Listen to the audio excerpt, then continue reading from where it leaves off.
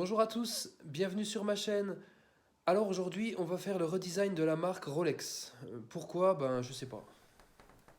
Donc le logo Rolex qui est plutôt cool, plutôt cohérent par rapport à la marque. Bien sûr, c'est un logo qui est emblématique.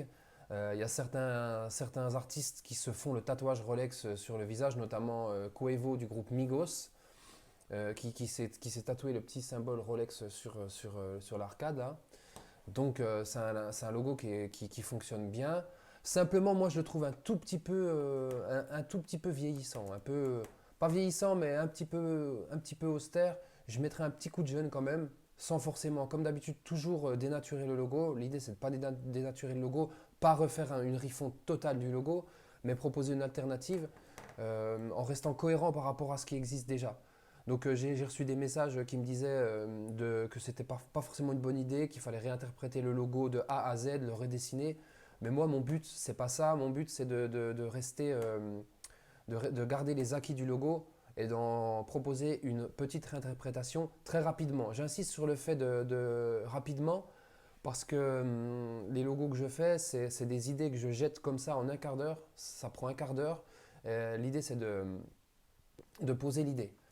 Donc moi, le premier truc qui me vient à l'esprit quand je vois ce logo, bah, c'est forcément la couronne.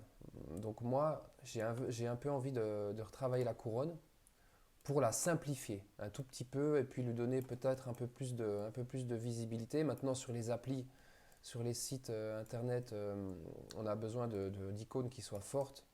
Et un logo pour qu'il soit bien visible, il faut qu'il soit simple. Donc celui-ci, il est peut-être un petit peu chahuté avec la finesse des éléments qu'on trouve ici, la finesse des branches aussi qui vont très profond. Donc ce qui nous donne un élément sur des grands formats, ça marche bien, mais sur les cadrans de montre, c'est pas forcément top. Du coup, voilà, j'aimerais bien retravailler ça. Et une petite chose qui me chagrine aussi, c'est ces éléments-là. Donc l'ellipse qui correspond au socle de la couronne est plutôt cool. Simplement, là, il y a un petit renflement qui est pas top. Ça manque un petit peu de cohérence et je trouve ça un peu maladroit. Donc pour simplifier tout ça, on va essayer de redessiner une couronne. Donc pour dessiner une couronne, c'est pas très compliqué. Donc voilà. Hop, on va faire une petite rotation. Peut-être, c'est peut-être du 14 degrés. Ok, copier. Voilà. Donc là, on a une petite base de couronne. Hop, je ne sais pas pourquoi je suis en opacité produit. Je vais mettre en normal. Hop.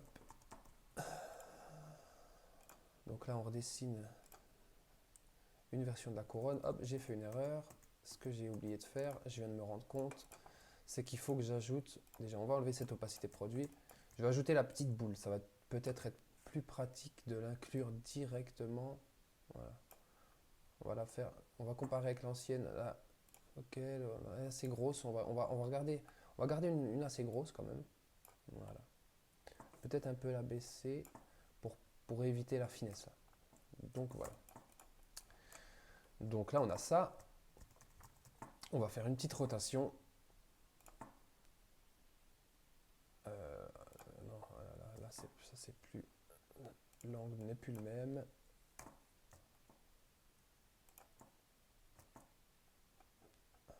Voilà.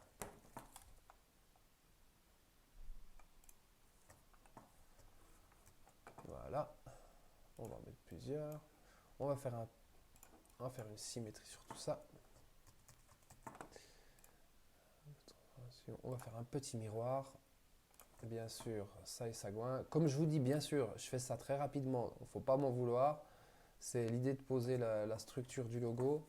Et on fera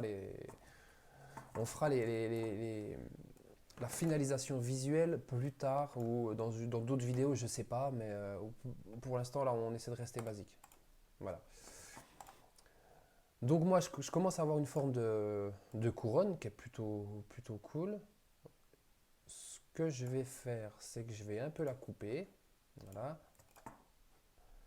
Je vais un peu la déformer. Voilà, là, Ok, donc on va enlever ça, on va regarder. Alors, j'aime bien l'idée de l'ellipse qu'on retrouve à la base. Simplement, moi, je l'interpréterais d'une autre manière. La petite ellipse.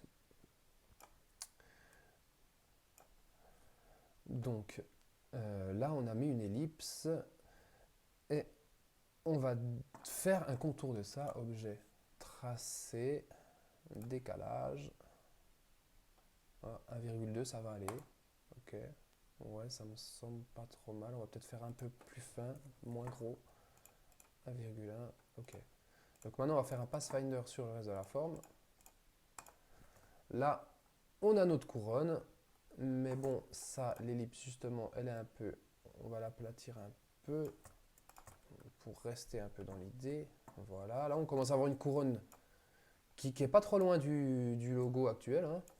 Euh, qui est reconnaissable comme ça en un clin d'œil, mais qui est un peu réinterprété, un peu simplifié, un peu densifié. Ça va plus être sur les icônes d'application, ça marchera mieux, je pense. Maintenant, on va mettre la marque Rolex. Il y a une police que je trouve plutôt cool. C'est la police qui s'appelle Bitter. B-I-T-T-E-R.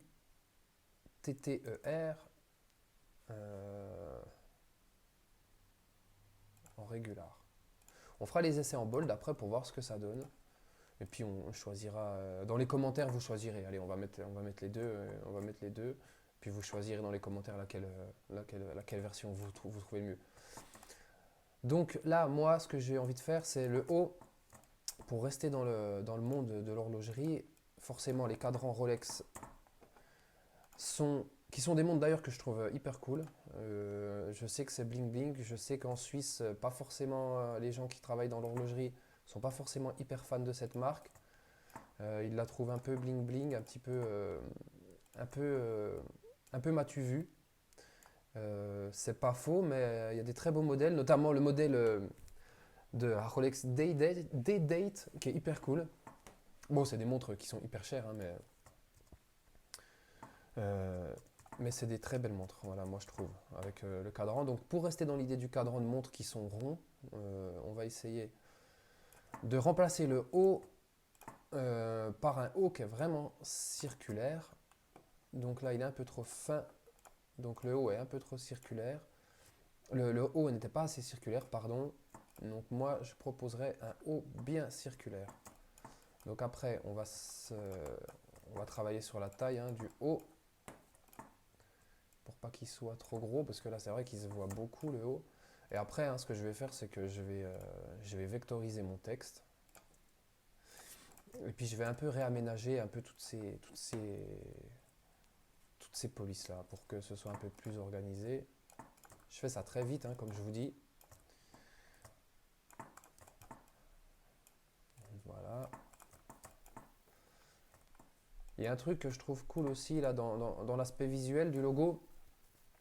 Bon, forcément, c'est tous ces éléments un peu biseautés qui rappellent la création horlogère, hein, les formes de découpe des fraiseuses et les choses comme ça. Ça se rapproche du jargon visuel, du langage visuel du monde de l'horlogerie.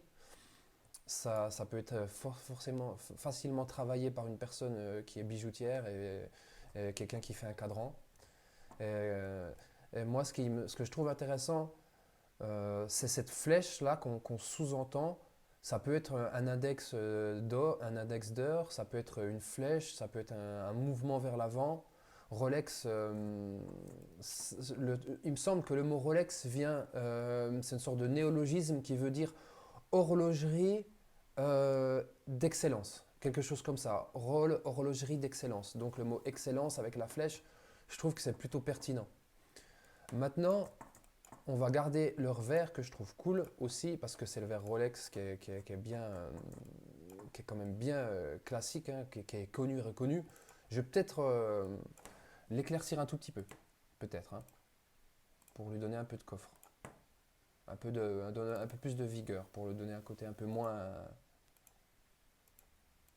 sans trop qui me fait penser au verre de Lacoste, qui est un peu plus light, je trouve sympa. Le verre de Lacoste qui a été revu aussi, parce que le verre de Lacoste avant c'était un verre un peu tropical, mais maintenant il est un peu plus verre d'eau, donner des connotations, mettre un peu plus de bleu dans le verre. Le doré, on va peut-être aussi, je regarde ce que je peux faire aussi pour le doré, hein. On va voir si on peut modifier un tout petit peu la teinte pour lui donner un peu plus d'éclat, sans trop forcément... ouais, voilà, là on a un truc qui est un peu plus impactant. Peut-être même travailler, parce que les montres Rolex sont connues pour leur jaune pisseux. Voilà, leur jaune pisseux. Donc là, on a allégé le truc, on a allégé les deux couleurs.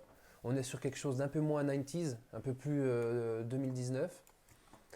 Euh, voilà le logo. Bon, après, comme d'hab, hein, on va faire les déclinaisons on peut retrouver dans les, les déclinaisons qu'on peut retrouver sur les sites internet. Donc là, il y aura une version, forcément, la version horizontale. Je ne sais pas pourquoi j'ai toujours cette opacité produit, mais c'est pas grave, ça va pas nous gêner. Un petit Rolex qui est comme ça. Bien sûr, je répète, hein, j'enfonce un peu des portes ouvertes. Je sais que je répète beaucoup les choses, mais je fais ça très vite.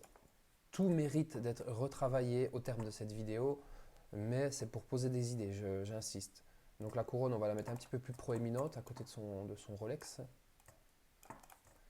Donc voilà, une autre version. On va essayer de le décliner sur des couleurs. Voilà. Donc on va prendre le vert.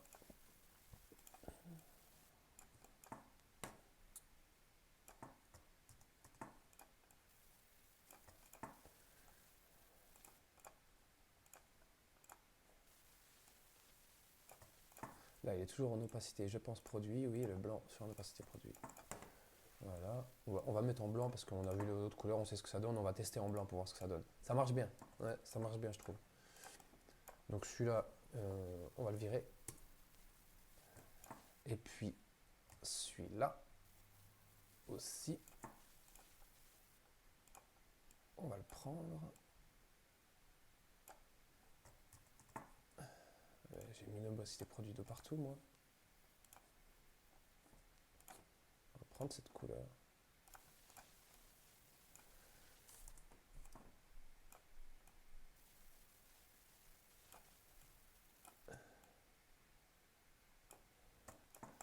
Maintenant, comme j'avais dit, on va essayer avec la police bitter un peu plus épaisse, puis on choisira lequel nous plaît le mieux. Hop. Donc on va garder les mêmes trucs. Donc j'avais mis Rolex, donc j'avais pris la police bitter. Rolex, bah, elle est toujours en bitter, c'est cool. On dit qu'on va essayer la version bold. On va essayer ce que ça donne en bold, hein, et voilà. Hein. On va la vectoriser. Voilà, on va mettre de la même dimension, grosso modo, parce que on va pas faire les maniaques, hein, on va faire ça vite et puis on verra ça plus tard. Alors. On va quand même garder le haut.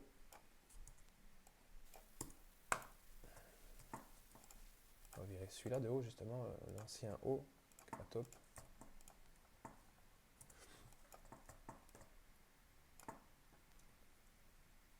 On va donner un peu plus de densité, justement, au haut, en abaissant le corps, là, en l'alourdissant un peu.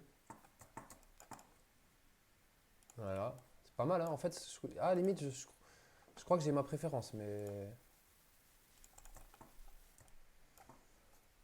Voilà, là, de loin, le haut, il est trop light.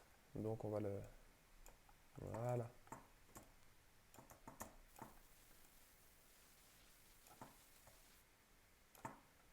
Batterie faible, faut que je me dépêche, alors. Voilà le haut. J'aime bien aussi avec le noir, du coup. On va essayer en vert. Bah voilà, hein. Bon ben voilà ce que j'ai, on va faire un petit zoom. Voilà ce que je peux proposer rapidement en termes de refonte pour le logo Rolex. Voilà, en un quart d'heure comme d'hab, on fait ça vite, on bâcle tout ça, on fait ça un peu comme des sagouins, mais on peut parler, on peut débattre, ça ouvre un truc, ça ouvre un sujet. Si vous aimez, vous pouvez le dire. Si vous aimez moins, vous pouvez donner vos commentaires, c'est cool. Parce que moi, ça me permet de m'améliorer aussi. Euh, du coup, voilà, essayez quand même d'être constructif dans vos commentaires parce que les commentaires j'aime, j'aime pas. Moi, je trouve ça pas top parce que ça m'aide pas forcément à voir le point faible de mon design.